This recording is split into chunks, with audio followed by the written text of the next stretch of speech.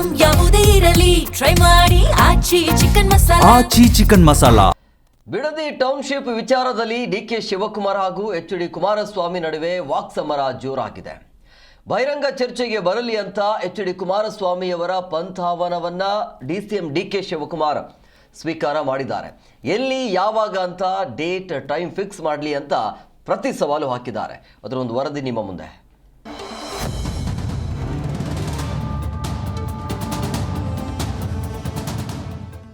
ಬಿಡದಿ ಟೌನ್ಶಿಪ್ಗೆ 3 ದಿನದಲ್ಲಿ notification.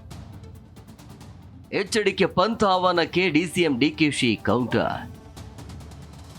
Date time ಅವರೇ fix ಮಾಡಲಿ ಎಂದು ಪ್ರತಿ ಸವಾಲ್. ಬಿಡದಿ ಟೌನ್ಶಿಪ್ ಆಗೇ ಆಗತ್ತೆ ಅಂತ ಡಿಸಿಎಂ ಡಿಕೆ ಶಿವಕುಮಾರ್ ಹೇಳಿದ್ದಾರೆ. ಬಿಡದಿ ಭಾಗದ ರೈತರೊಂದಿಗೆ ಸಭೆ ನಡೆಸಿದ ಡಿಕೆಶಿ ರೈತರ ಬೇಡಿಕೆಗಳನ್ನು ಆಲಿಸಿದ್ರು. 70% ರೈತರು ಜಮೀನು ಬಿಟ್ಟುಕೊಡಲು ಸಿದ್ಧರಿದ್ದಾರೆ. 3 ದಿನದಲ್ಲಿ ನೋಟಿಫಿಕೇಶನ್ ಮಾಡಿ ಬೇಗನೆ ಪರಿಹಾರ ನೀಡ್ತೇವೆ ಅಂತ ಹೇಳಿದ್ರು. ಬಿಡದಿ ಗ್ರೇಟರ್ ಬೆಂಗಳೂರಾಗಿ ಇರುತ್ತೆ, ಕಾವೇರಿ ನೀರು ಸಪ್ಲೈ ಮಾಡ್ತೀವಿ, ಪರಿಹಾರವಾಗಿ ಅತಿ ಹೆಚ್ಚು ಹಣ ಕೊಡ್ತೇವೆ ಅಂತ ಹೇಳಿದ್ರು. ಇನ್ನು 1 ಇಂಚು ಭೂಮಿಯನ್ನ ಬಿಟ್ಟು ಕೊಡಲ್ಲ ಅಂತ ಪಂಥಾವನ ನೀಡಿದ್ದ ಎಚ್.ಡಿ. ಕುಮಾರಸ್ವಾಮಿಗೆ ಡಿಸಿಎಂ ಡಿಕೆ ಶಿವಕುಮಾರ್ ಕೌಂಟರ್ ನೀಡಿದ್ರು. ಕುಮಾರಸ್ವಾಮಿ ಅವಧಿಯಲ್ಲೇ ಬಿಡದಿ ಟೌನ್ಶಿಪ್ಗೆ ನೋಟಿಫಿಕೇಶನ್ ಮಾಡಿ ರೆಡ್ ಝೋನ್ ಮಾಡಿದ್ರು. ಪಾಪ ಈಗ ಕುಮಾರಸ್ವಾಮಿ ಪಂಥಾವನ ನೀಡಿದ್ದಾರೆ. ನಾನು ರೆಡಿ ಇದ್ದೇನೆ, ಡೇಟ್ ಟೈಮ್ ನೀನೇ ಫಿಕ್ಸ್ ಮಾಡ್ಲಿ, ನೀನು ಯಾವತ್ತು ಹೇಳ್ತೀಯೋ ಆವಾಗ ನಾನು ಬರ್ತೀನಿ, ಅಸಂಬದ್ಧ ಪದ ಬಳಕೆ ಮಾಡದೆ ಮಾತನಾಡ್ತೀನಿ ಅಂತ ತಿರುಗೇಟು ನೀಡಿದ್ರು.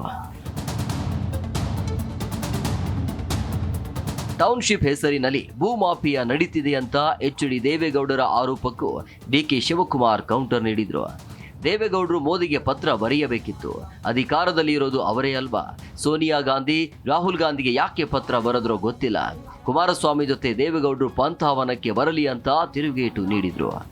ಜನಕ್ಕೆ ಎಲ್ಲ ಕೇಳ್ಕೊಂಡದಕ್ಕೆ 8,000 ಅಡಿ ಕೊಡಬೇಕು ಅಂತ ತೀರ್ಮಾನ ಮಾಡಿದ್ದೀನಿ ಅಂತ ಹೇಳೋದು. ನಮ್ಮ ಅಧಿಕಾರಿಗಳು ಯಾರು ಒಪ್ಪಲಿಲ್ಲ. ಕೊನೆಗೆ ಬಾಲಣ್ಣ ಇವರೆಲ್ಲ ಸೇರಿ ಗಲಾಟೆ ಮಾಡೋದಕ್ಕೆ ಈ ರೇಟ್ನ, ಇದಾದ್ಮೇಲೆ ಈ ರೇಟ್ ಏನು ಫಿಕ್ಸ್ ಮಾಡಿದ್ವಿ, ಇದಕ್ಕೆ ಡೆವಲಪ್ಮೆಂಟ್ಗೆ ಅಷ್ಟೇ ದುಡ್ಡು ಖರ್ಚಾಗ್ತದೆ. ಬರೀ ಸೈಟ್ ಮಾಡಕ್ಕ, ನೀವೆಲ್ಲ ಸೈಟ್ಗೆ ಲೆಕ್ಕ ಹಾಕೋಬೋದಷ್ಟೇ, ಸೈಟ್ಗೆ ಎಷ್ಟೇ ಅಂತ. ಈ ಬಗ್ಗೆ ಹಾಸನದಲ್ಲಿ ಮಾತನಾಡಿದ ನಿಖಿಲ್ ಕುಮಾರಸ್ವಾಮಿ, ಬಿಡದಿ ಬಳಿ ಜಿಬಿಐಟಿ ಪ್ರಾಜೆಕ್ಟ್ ಮಾಡೋಕೆ ಹೊರಟಿದ್ದಾರೆ. ಡಿಕೆಶಿ ಸಭೆಯಲ್ಲಿ ಯಾರಾದ್ರೂ ಹಸಿರು ಶಾಲ್ ಧರಿಸಿದ್ರ? ಬ್ರೋಕರ್ ಅನ್ನ ಕರೆದು ಕಾಟಾಚಾರದ ಅಭಿಪ್ರಾಯ ಸಂಗ್ರಹ ಸಭೆ ಮಾಡಿದ್ದಾರೆ. ರಿಯಲ್ ಎಸ್ಟೇಟ್ ದಂಧೆಕೋರರು, ದಲ್ಲಾಳಿಗಳು ಅಂತ ಕಿಡಿಕಾರಿದ್ರು. ಅಲ್ಲದೆ ವಿಪಕ್ಷ ನಾಯಕ ಆರ್ಶೋ ಕೂಡ ಕಿಡಿಕಾರಿ, ಬಿಡದಿ ರೈತರ ಭೂಮಿ ಸ್ವಾಧೀನ ಕ್ಷಮ ಅಪರಾಧ, ಟೌನ್ಶಿಪ್ ಮಾಡಿದ್ರೆ ಅದು ರೈತರ ಸಮಾಧಿ ಮೇಲೆ ಮಾಡಿದಂತೆ ಅಂತ ಕಾಂಗ್ರೆಸ್ ಸರ್ಕಾರದ ವಿರುದ್ಧ ಅಶೋಕ್ ವಾಗ್ದಾಳಿ ನಡೆಸಿದ್ರು. ಜಮೀನನ್ನ ಅಕ್ವೈರ್ ಮಾಡಿ ರೈತರನ್ನ ಬೀದಿಗೆ ತರ್ತಾ ಇದ್ರು. ಇವತ್ತು ಸಭೆ ಮಾಡಿದ್ರ, ಯಾರೋ ನಿಮ್ಗೆ ಬೇಕಾದವ್ರು 4 ಜನನ ಬಟ್ಟೆ ಹಾಕ್ಬಿಟ್ಟು ಕರ್ಕೊಂಡ್ಬಂದಿದ್ರು. ಅದ್ರ ನಿಜವಾದ ರೈತರು, ನಾನು 2 ಬಾರಿ ಅವ್ರಿಗೆ ಹೋಗಿ ಬೆಂಬಲ ಮಾಡಿದ್ದೀನಿ. ಆ ಧರಣಿಯಲ್ಲಿ ನಾನು ಕೂಡ ಭಾಗವಹಿಸಿದ್ದೀನಿ. ಅಲ್ಲಿರುವಂತ ರೈತರು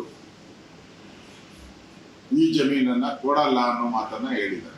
ಬಲವಂತವಾಗಿ ಈಗಾಗಲೇ ಬೆಂಗಳೂರಲ್ಲಿ ಖಾಲಿ ಇರೋ ಸೈಟ್ಗಳು, ಲಕ್ಷಾಂತರ ಸೈಟ್ಗಳು ಖಾಲಿ ಬಿದ್ದಿದೆ. ಇನ್ನ ಕೆಂಪೇಗೌಡ ಲೇಔಟ್ ಅಲ್ಲೂ ಖಾಲಿ ಇದೆ, ಶಿವರಾಮ ಕಾರಂತ ಲೇಔಟ್ ಅಲ್ಲೂ ಖಾಲಿ ಹೊಡಿತಾರೆ.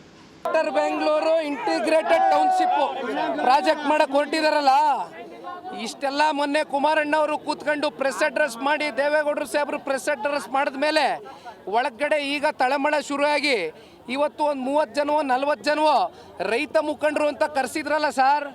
ಡೆಲ್ಲಿ ನಮ್ಮ ಬೆಂಗಳೂರಲ್ಲಿ ನೋಡಿದ್ರ ಅವ್ರ ಕಚೇರಿಲಿ ರೈತ ಮುಖಂಡ್ರ ಮುಖವ ಅದು ರೈತ ಥರ ಕಂಡ್ರ ಅವರು. ಯಾವ ರಿಯಲ್ ಎಸ್ಟೇಟ್ ದಂಧೆಕೋರರು, ದಲ್ಲಾಳಿಗಳನ್ನ ಯಾವನಾದ್ರೂ ಹೋಗ್ಲಿ ಹಸಿರು ಶಾಲ್ ಧರಿಸಿದ್ರೇನ್ರಿ? ಒಟ್ನಲ್ಲಿ ಬಿಡದಿ ಟೌನ್ಶಿಪ್ ವಿಚಾರದಲ್ಲಿ ಡಿಕೆ ಹಾಗೂ ಎಚ್.ಡಿ.ಕೆ ನಡುವೆ ಜಟಾಪಟಿ ಜೋರಾಗಿದೆ. ಕೇಂದ್ರ ಸಚಿವ ಎಚ್.ಡಿ. ಕುಮಾರಸ್ವಾಮಿ ತೀವ್ರ ವಿರೋಧದ ನಡುವೆ ನೋಟಿಫಿಕೇಶನ್ ಹೊರಡಿಸಲು ಡಿಕೆ ಶಿವಕುಮಾರ್ ಮುಂದಾಗಿದ್ದಾರೆ. Rajappa Suttur, political bureau, G Kannada news, Bengaluru.